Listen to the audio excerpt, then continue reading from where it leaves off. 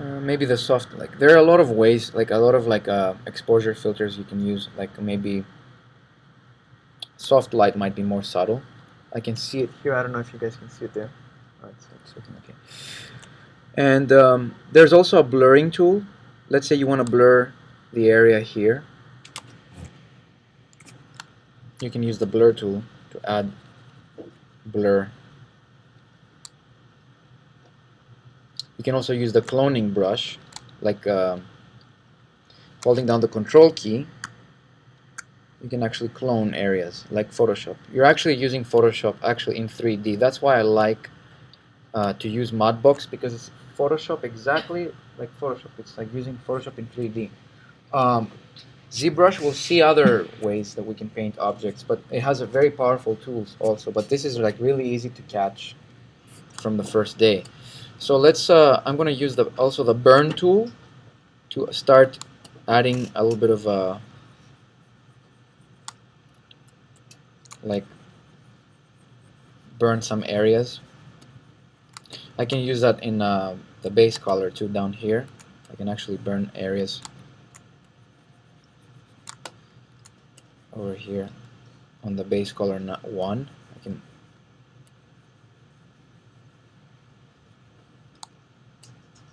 so making more contrast.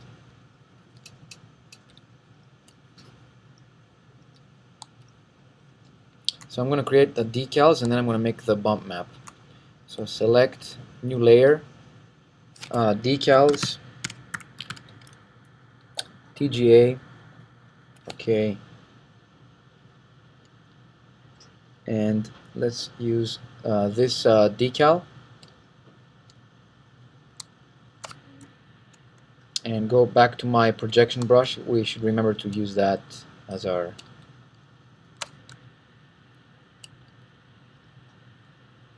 so I can punch these details on the surface here. I'm going to select this and add these numbers.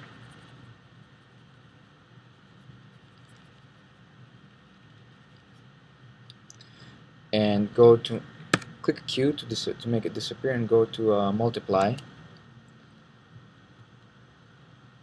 Let's do a darken filter here. Darken color. So this is much better, and I can go increase the contrast in certain areas. So I can go to my contrast tool, just increase the contrast, make it more intense in areas that I want. You can actually put, like I've been working on some models and using this tool. You can put incredible amount of detail. You can stay there and you can make it really realistic. Now I'm gonna use some bump maps. So I'm gonna go to my image browser, and I'm gonna use another. I can use this as my bump map. So I'm gonna carve this instead of like painting it. I'm gonna carve this information on. So select as a stencil. Go to 3D view. Use the projection brush, and now instead of like making a diffuse layer, we're changing the channel to make a bump layer, bump map. Again, TGA 248. And this is time to save my file, because I can see that it's really getting a little bit heavy here. Desktop, I'm going to create a new folder. This is going to be my gun texturing folder, and I'm going to name this part gun 01. That's going to be an MUD file, and now it's exporting all the textures we have. Now I need to go, and I want to punch this detail on the orange ribbon that I created. I can even go on the top view. I'm not used to using this. This is the first day I use the Mudbox 2012, so this is really interesting, but I'm going to look into it more and show you another time. But it's probably like just all the menus we have here, we find them in here, in this little marquee menu. So I'm going to switch view to top, And let's see if we can work on the top view. So image browser, set stencil, 3D view. And this is really convenient because now we can actually, with a lot of detail, we can actually carve this on them. So I'm using the projection, but now notice that I have I used a lot of pressure before. The bump map is very abrupt. It can like really destroy the surface. So we want it a little bit less. We can start with a little bit of bump mapping. Maybe a little more. So you can see it's like actually punching in this.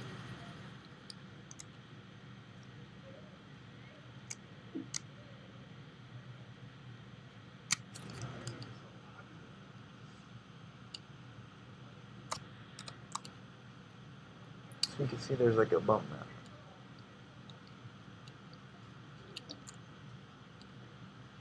I can use like this one. Since we were using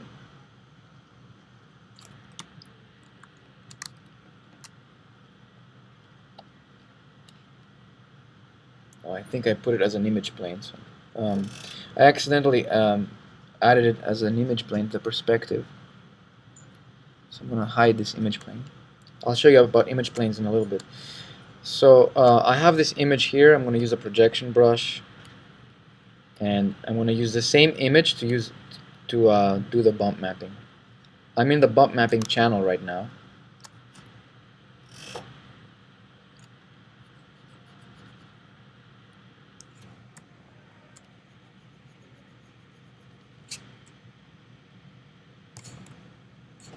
Let me erase that. I can actually erase the bump map and start over.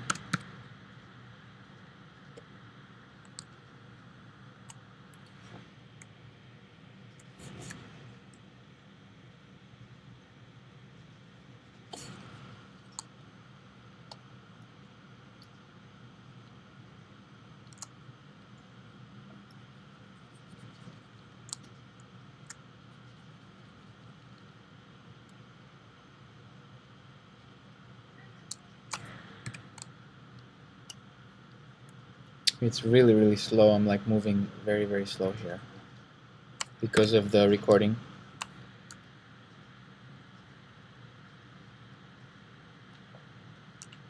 So this is only black and white information that the computer is like using from the selected image.